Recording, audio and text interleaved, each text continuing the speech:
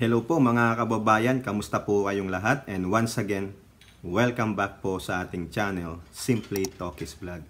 Ay, ber na po mga kababayan, September, October, November, December. 4 na ber. Nako, ang daming maiinong ber nito. Ano ba? Beer. Iba pala yung nasa isip ko.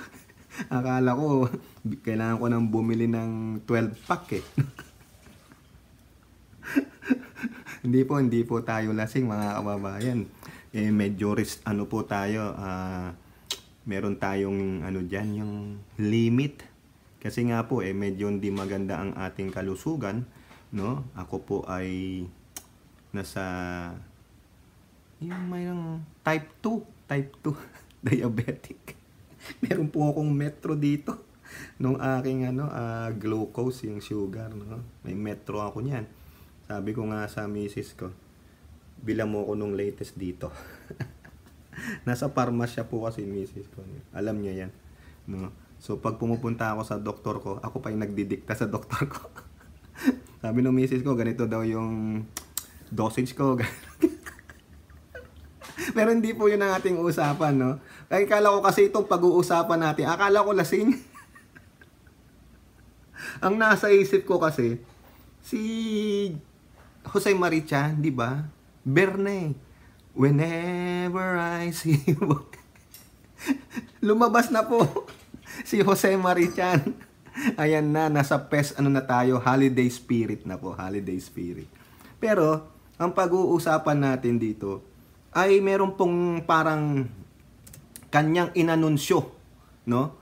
At kanyang diniklara na ang nanalo noong 2022 presidential election ay walang iba kundi si Leni Robredo. Despite na sinabi ni Leni Robredo na hindi siya magpa-file ng election protest o electoral protest because yung mga expert nila, no, after a thorough investigation, after a thorough analysis of the data, no, whatever have you, wala po silang nakita na anomaly.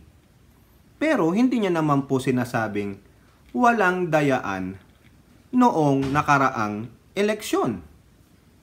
Pero hindi niya po sinabi kung anong specific position ang nagkaroon ng dayaan. Hindi niya po tahasang binigyan ng finality na walang dayaan. Ang sinabi lang niya, wala po kaming nakita.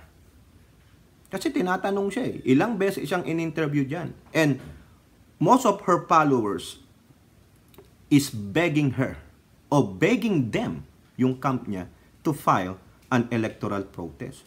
Siguro after yung mahabang pag-aaral, mahabang pag-uusap, they will spend millions of pesos. Remember when PBBM filed an electoral protest way back 2016? Ilang milyon kaagad ang hiningi ng SC, yung kanilang pet, di ba? Ng milyon para lang tanggapin yung kanyang protest. Sabi rin ni Leni, wala rin silang ganong pondo. O maniniwala naman ako. At sinabi niya talaga, eto po, saan? Yung favorite ninyong media. Yan, nakita ko. Hindi ko lang po kasi makita, mga kababayan, yung talagang yung nandun sa New York, yung ini-interview siya ng isang babae doon, di po ba? Hindi ko na po kasi makita yung video, na-delete ko rin kasi after na i-vlog ko po, dinidelete ko ang mga video, no? Hindi ko na po makita, hindi ko na rin mabalikan yung old video ko. Di po ba? No? So dito na lang tayo sa inyong kinagigiliwang news agency. Pasensya naman kayo, ito lang lumabas no?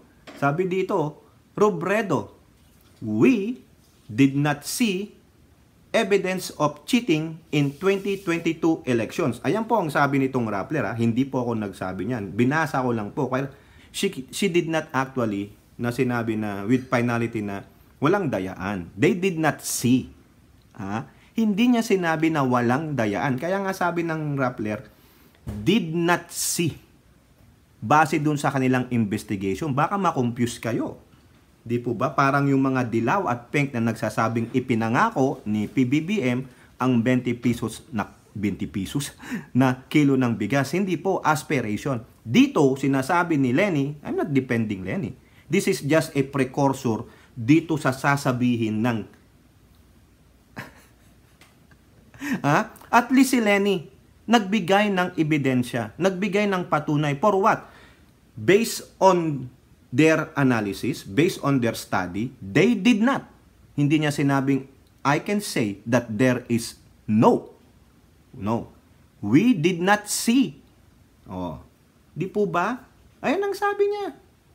Ito po yung sinasabi ko sa inyo. Speaking at a gathering in New York City on Wednesday, December 7th, last year ito, Robredo said it was because her legal team and a group of IT experts did not find evidence of cheating. Probably doon sa position na tumakbo siya.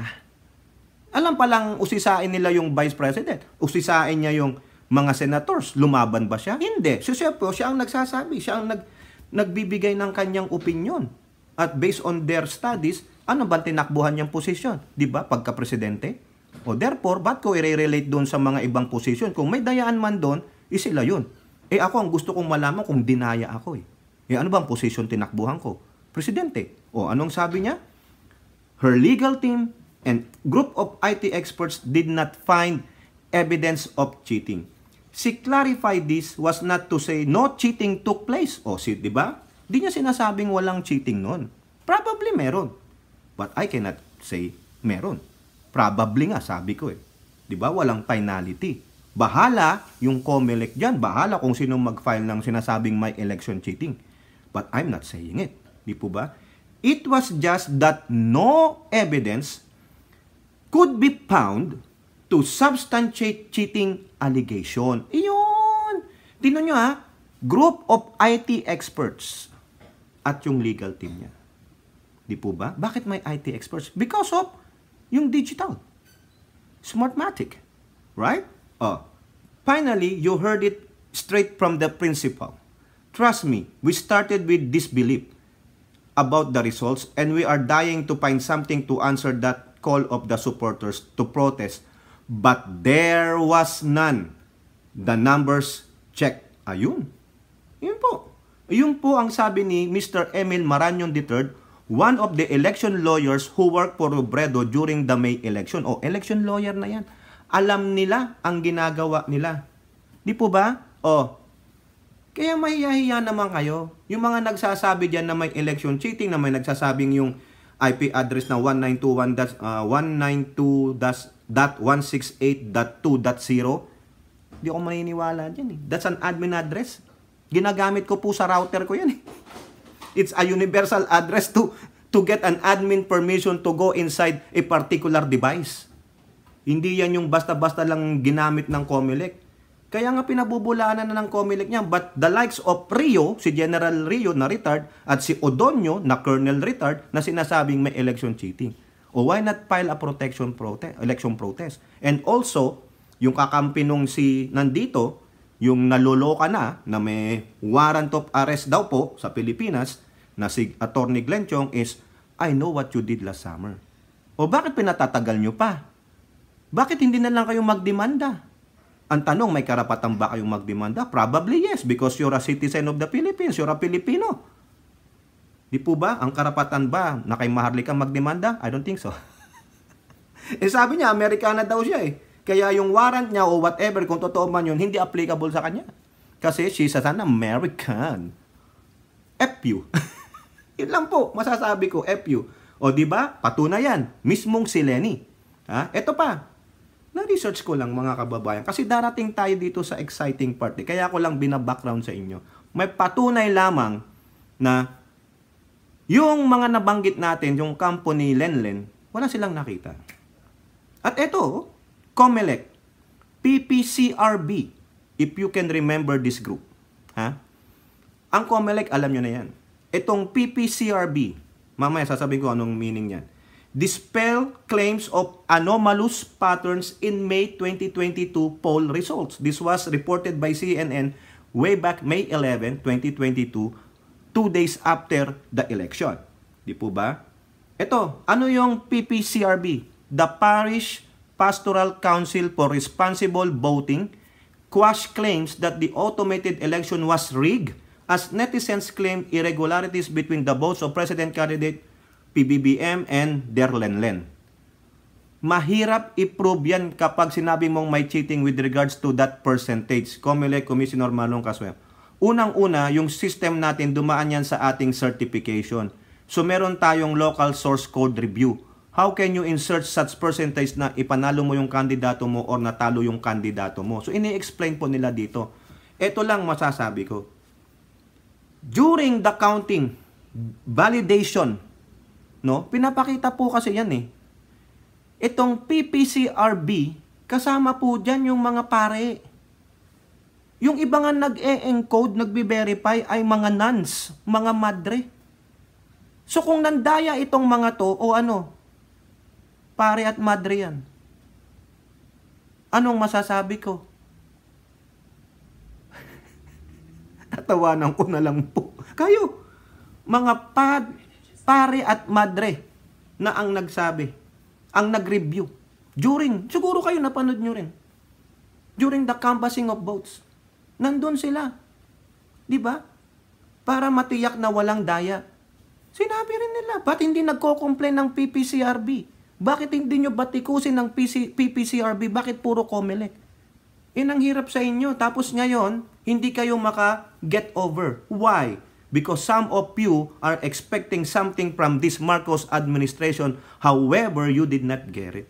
You become bitter to the bitterness. O, tama po ba yun? Di ba? Ha? O ngayon po, mga kababayan, yung grupo nila Glenn Chong, yung grupo ni Boljak TV dito, na may warrant of arrest daw po sa Pilipinas because of cyber libel ni Katunying, na ayaw niyang paniwalaan at hindi daw applicable sa kanya because of the jurisdiction, because she's an American. So di ba mga kababayan, sabi niya, matapang siya. O kung hindi man totoo po yung warrant of arrest na yan, at matapang nga siya, why not go home? Di ba? Try mo lang. Uwi kang Pilipinas, pangalanda ka mo, I'm here, people. I'm here, bitches. Come and get me. Kung totoo man yan, di ba? Matapang siya eh. Oh, yung mga kasamahan natin dyan, na ngayon, mga puro dilawan na pala kayo, mga hinayo pa kayo. Di po ba? Hindi ko alam ng mga dilawan pala kayo, pagamit-gamit pa kayo ng Duterte, mga dilawan pala kayo. Kaya mostly dyan, no? Siguro 90% ng mga subscriber ng luka-luka na yan, no? Mga dilaw na po, no? Eto, nandito na tayo sa climax. May paririnig po ako, no? Ito, galing po ito sa vlog niya. Natatawa talaga ako, no? Dinownload ko na lang para hindi ko bigyan ng views. Tawang-tawa talaga ako kasi yung first part, mga kababayan, storytelling wise. Gigil na gigil. Puta, siguro kung nandun lang yung pinanggigigilan niya, si Lisa, saka si BBM, siguro nategi niya na eh. Gigil na gigil po talaga. Yung mata niya nanunugog. Kumbaga lahat nung nangyaring hindi maganda sa kanya, ang may kasalanan si First Lady. O di ba sabi natin sa vlog natin, smuggler naman pala si First Lady ayon sa kanya. O bakit hindi na siya magsumbong sa BOC? Malaking parte din yun. 20%, di ba? Sabi nga niyang BOC, may reward sila eh. Sumbong mo na. Umuwi ka na, punta ka na dyan sa Philippine Embassy. Di ba matapang ka? Subukan mo. Tumapa ka sa Philippine jurisdiction at tignan natin kung hindi ka huhulihin. Di ba? Baka nga may bolo na sa'yo eh, di ba? May bolo na. O, yung mga nakakaintindi ng bolo dyan, si Mami B. Alam ni Mami B yan, bolo. Hindi po yung hindi po yun yung ganon. Bolo, gamit ng mga pulis. O, yan. Gamit ng otoridad, bolo. O, ano po yung ibig sabihin ng bolo? Ha? Tapa ka sa embassy, mag-file ka ng kaso, sabi mo, chuchu mo. Chuchu, Uy, uy, uy, uy. Eh, si Lisa Smugs. Sabi siguro sa'yo ng ano sa embassy, sinong Lisa Smugs pinagsasabi mo? Wala pong Lisa Smugs dito. Di ba? Sabi niya eh. Smuggler daw si Lisa Araneta Marcos. Oh, ba't di niya sumbong ngayon para hulihin ng BOC? Sabi niya, hindi. Siya nga gago. Ikaw nagpaparatang, ipatunayan mo. Sumbong mo na, tumapa ka na sa Philippine jurisdiction dito sa Amerika, di ba? Tapang siya, matapang siya. Pero yung video niya po na yun, nanggagalaiti talaga. Gusto talagang, gigil na gigil. Makita mong siguro, lalabas na lang yung uhog niya sa sobrang galit. Ito po, paridinig ko sa inyo, no? Na itong si Boljak TV, naniniwalang si Leni Robredo ang nanalong presidente. Sabi ko na eh. Ito yun eh. Ito yata yung patunay, mga kababayan. Bakit siya nagpunta sa New York? Alam nyo kung sino yung nasa New York? Yung puntahan ni Trillanes, yung puntahan ni Lenlen, yung puntahan ng mga Dilaw at Pink. Pag sila po ay pumupunta dito sa Jamaica na sinasabi niya. At siya rin po ay nagpunta dun. Tanong lang, ikaw ba ay nakipagkita doon sa puon ng mga Dilaw? Eto po, pakinggan nyo ha. Tahasan niya pong sinabi na si Leni Robredo ang nanalo noong eleksyon. O, eto po. Pasensya na po kayo, boses lang to, no? Ay, tingnan ko, ang ganda po ng pagkakakuha ko dito. Pagpasensyahan nyo na ang kanyang itsura. At pasensya na rin po sa mga followers ng lokal-lokang ito. Accusing without proper evidence. O, ha? Okay, sabay-sabay nating pakinggan ang kanyang malaanghel na boses. Eto po. Purari lang hindi nila hawak ang gobyerno for again. Labanan din natin ang Smartmatic. You know, the reason why, isa sa mga, may mga nagtatanong pa rin sa akin, na sure, mga bago pa lang, may mga nababasa actually, na parang, ano nangyari kay Maharlika? Bakit siya galit-agad? Akala ko ba magkakampi sila, mag-ano siya, Marco? Ngayon lang ulit nakakanood sa akin. The reason why, sinamahan ko sila, sinamahan ko si Kuting dyan sa electoral protest, na isa sa kinagagalit ko, yung Smartmatic na tanggalin nila. Ang sabi ni Kuting dyan at ni Lisa dyan, mismo si Kuting, na ang Smartmatic ay nandiyan dyan sa Pilipinas, hindi para sa para sa magbenta ng machines, you know, kundi magbenta ng dayaan. Sinabi mo sa bunganga ni Kuting. Kuting. Wala kang isang salitang ginayupa ka. Maliban sa underdesaya ka na, wala ka pang bayag. Ano, ngayon, libelous ba yan? That's my feelings towards them. Yan ang nakikita ko na sa bayag libelous. So, file a case. Come on, 1 million cases file now. Okay? Tapos yan, isa sa galit. Okay? Isa sa galit talagang nainis ako dahil pinaglaban natin ang Smartmatic. Pinagbintangan nyo si Leni Robredo. Kasama na ako doon. So, ibig sabihin, now I conclude, di ba, na si Leni ang talagang nanalo. So, gawa-gawa lang ninyo. Grabe yung, yun, ako, talagang during that time, kasi may mga nakikita naman talaga ng mga dayaan. O, ayan po, mga kababayan, tigil na natin. Narinig nyo, sabi niya, I therefore conclude.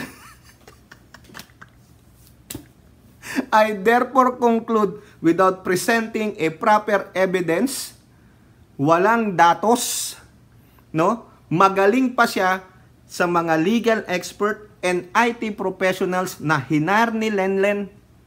Magaling pa siya sa abogado, election lawyer ni Lenlen, that they have seen the evidences that they did not see any cheating on that particular position. Kaya ako po nasasabing on that particular position. Eh syempre, ano bang tinakbuhan ni Lenlen? Presidente, alam palang magpaano siya sa senator, sa mga congressman, sa mayor, sa barangay tanod. Syempre, papaimbestigahan ko yung posisyon na tinakbuhan ko. At least si Lenlen, Tahasan niya sinabi, we did not see. Di ba? May mga expert. Tinignan ng lawyers. Wala. They did not see. Pero itong si, ito, I therefore conclude na si Lenny ang nanalo. Di ba? Pink na pink. Di ba? Ayan ba? Yung bang pagpunta niya sa New York is a precursor para i-build up itong case na sinasabi niya na si Lenlen ang nanalong presidente. Ang tanong, magkano? Ako kung totoo man to, nagtatanong ako, I'm not accusing her. Totoo namang pumunta siya ng New York, may mga pictures, di po ba? But we don't know what you did in New York. Pero kami, meron lang kaming mga, tol, anong litis? Kasi lalaki ako, anong palang marites? Tol, anong litis? O di ba? Sabi ko na Asa assumption lang namin nung mga kaibigan ko to. Alam na this. O, di ba? Di ba nababalita may utang pa yan sa Capital One, $8,000. Ano kaya nangyari? Ano po ba nangyari doon? Miss Boljak TV, ano po ba nangyari doon sa utang nyo sa Capital One? Nabayaran na po ba? Ngayon, tahasan niya pong sinasabi na si Lenlen ang nanalong presidente dahil daw po sa pandarayang inorchestrate ni First Lady Lisa Araneta Marcos. Na mandaraya po ang COMELEC kinasangkapan ni Lisa Marcos. Si PBBM ay isang kuting, isang underdesaya at wala daw pong bayag. Naghahamon pa na idemanda siya ng cyber libel dun sa sinabi niyang walang bayag ang Pangulong Marcos. Ang tapang maghamon, pero hindi naman niya maharap ang kaso niya. Ano gagawin mo, Boljak TV? Just in case, pinatulan niyang hamon mo ni PBBM na sinabi mong wala siyang bayag. Siyempre, papakita niya sa korte. Kung meron siyang bayag, ano gagawin mo? Gaganunin mo? Sasaliatin mo ba? Tanong lang. O di kaya, tatanong lang, I'm not accusing. Di po ba? Ang tapang mong mag-akusa, ang tapang mong magsabing kasuhan ka, hindi ka naman makaharap kung sakaling kakasuhan ka because gamitin natin yung sinabi ni Brosas kay BP, nagtatago ka sa saya ng pagiging isang US citizen mo. Di po ba? FU ka. Ang tapang mong magsalita dyan sa iyong social media, accusing of election cheating without presenting a proper evidence. Matagal na po yan Pati yung mga kasamahan mo, may sinasabing ganito, pero wala silang may bigay na tamang ebidensya. What they want is asking the COMELEC to, for an evidence. Gunggong pala kayo Kayo ang nag-aakusa, wala kayong maibigay na proper evidence. Nasaan na si Glenn Chong na sinasabi niyang, I know what you did last summer in proper time? This is the proper time now. Para yung sinasabi mong kuting, mawala na sa gobyerno at kung ano man maaari, ay makasuhan at makulong si Lisa dahil siya ay smuggler. Kaso wala Gigil na gigil ka, gusto mo makaganti kasi bakit? Kick out kayo? Na-kick out ka kasi wala ka pong kakayahan bilang isang tao, yung qualification mo, you are not qualified. Ayun bang di mo naintindihan? You are not qualified for whatever position na hinihingi mo. And your minions are not even qualified also tungkol sa posisyon na hinihingi ninyo. Ngayon, kung yung iba sa inyo na bastusan dahil hindi kayo napasalamatan, so what? Ngayon, ang ganti ninyo is to demean, to destroy, to villainize the first couple? Anong klaseng tao kayo? Di po ba? Dahil lang hindi nyo nakuha ang gusto nyo, dahil lang ignatsyapera kayo, piling nyo kayo na ang nagpanalo kay PBBM, piling nyo kayo ang mas may malaking paghihirap, bakit nanalo si PBBM? Di ba ni-enjoy nyo naman yan? Lalo ka na. Mukha ka ngang reyna dun eh. Visible na visible ka, lalo na sa campaign, dun sa headquarters, hindi ka nakikampaign. Hindi ka sumama sa mga rally-rally. Nandoon ka sa party, hinayupak ka. Nung hindi ka nakuha, no, bali-balita lang, no? Aminin mo, bakit ka ganyan? Hindi niya masabi bakit siya nag-aantay. Bigla-bigla na lang, bakit? Kasi yung amo niya na inaantay niyang siya ay ipro-promote, tinanggal. Ayun, wala na. Bye-bye, ambition. Di po ba? Hindi makamove on. Oh, ngayon, lalo siyang hindi pinapansin, lalo siyang nagngingit-ngit, nagngangaw-ngaw. Gumawa siya ng kanyang fictional story about the first couple, mostly particularly the first lady. O ngayon, sinabi mo, naniniwala ka. You concluded. Conclusion na po, mga kababayan. Parang sa ating after the particular hypothesis, I therefore conclude on my work. Yung pinag-aralan ko na gumawa ako ng thesis nung college, no, after 1 semester, 5 months, the rigorous nights and days, no, di ka na natutulog ng 2 araw, punong-puno ka ng caffeine, mapag tagpi-tagpi mo ito, dinaig kayo ni Maharlika.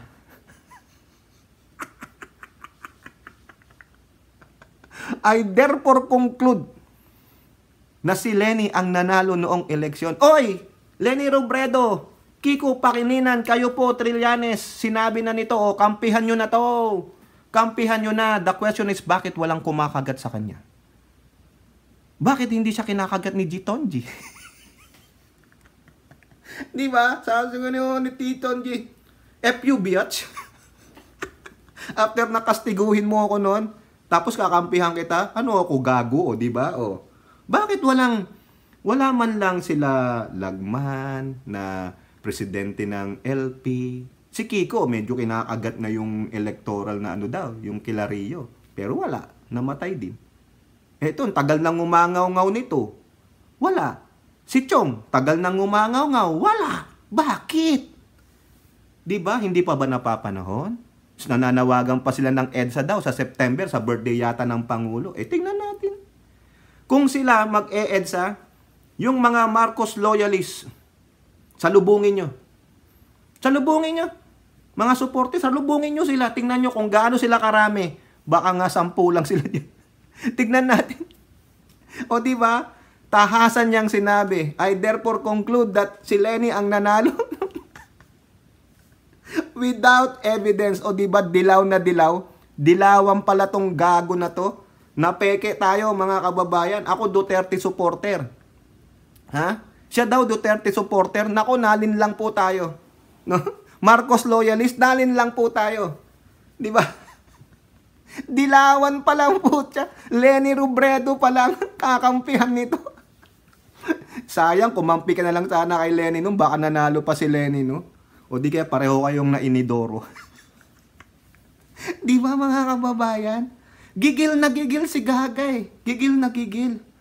Talagang pag nandito lang si FL, siguro nasakal-sakal niya na. Ako lang kay FL. FL siguro yung libel case, di ba? In-extend yan ng 12 years. After ng 6 years ni PBBM,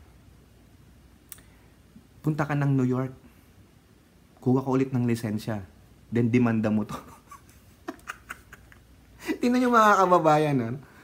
Kung meron lang kakayahan, yung mga nilibel nito sa Pilipinas, kung kakayahan yung may pera, may panggasto sa lawyer dito, pwede siyang kasuhan eh. Pwede nilang dalhin dito ang kaso. Bakit? Hindi naman sila mga citizen. Maski na. Yung mga undocumented nga dito sa California na ididemanda ang State of California. Hindi mga citizen yon. Kasi walang anong batas. Hindi kinikilala kung citizen ka o whatever. Ano kulay mo. Walang prejudice. Walang diskriminasyon sa batas. Fair. Kaya nga nakaganon yung Lady Justice, nakatipid, walang tinitignan. Basta naagrabyado ka sa tingin mo, pwede kang mag-hire ng lawyer, may mga libreng lawyer. Pero ito, defamation. Dito, kaso dito. Yung may tahasan lang kung may kakayahan kayo. Kasi maggastos po yan sa lawyer. O, siyempre, maninirang kayo dito. Kailangan tawagin sa hearing o whatever. O, bayad danyos, okay na yun. At least napunta siya sa korte, di ba? Kung talagang merong mag-sponsor sa inyo, nako, kayang-kaya yan. Ulitin ko lang. Yung mga undocumented nga nakakapagdemanda, hindi mga US citizen. Oh. Yung nga lang, siguro walang kakayahan si Katunying. Unang-una, pera yan. Oh. Di ba? Yung accusation niya, libelous na yung sinabi niya kay Presidente, wala daw bayag. Sabi niya, a million case na nga. Oh, yabang-yabang mo, pero di ka naman makauwi Pinas. Wala. Kaya yung mga nanonood sa kanya, nakikimarites lang yan. Yung pagdami ng subscriber niya, ano lang yan, yung mga achuchuchong dilaw. O di ba marami rin naman bumoto kay Lenlen, di ba? Ilan yung bumoto kay Lenlen? 16 million? O baka hanggang doon ang kanyang subscriber, 16 million aabot. Kaya kung Marcos loyalist kayo, iwanan nyo na to. Yung mga totoong Marcos loyalist and supporters, iwanan nyo na to. Toxic po to. Wala na yan. Kaya ako lang kinontent. Natatawa ako kasi, talagang pinroclaim niya na si Lenlen ang nanalo without proper evidence. Without proof. Ano ang proof niya? Bunganga niya. Sa galit niya. Sa emosyon niya. O, guilty si Lisa. Guilty si BBM. Sa kanya, maganda ng aura ni Lenlen. O, di ba? Dilawan. Certified dilawan. Tapos naniniwala pa kayo sa kanya. Ang naniniwala dyan, yung mga pengs. Kasi yung LP, hindi siya kinakagat Di po ba? Ayaw din ng ibang LP sa kanya. Di ba? Ewan natin. O kayo po, mga kababayan, kung masasabi nyo, comment down below. And don't forget to like and share. Hope to see you on the next videos. Bye-bye. God bless.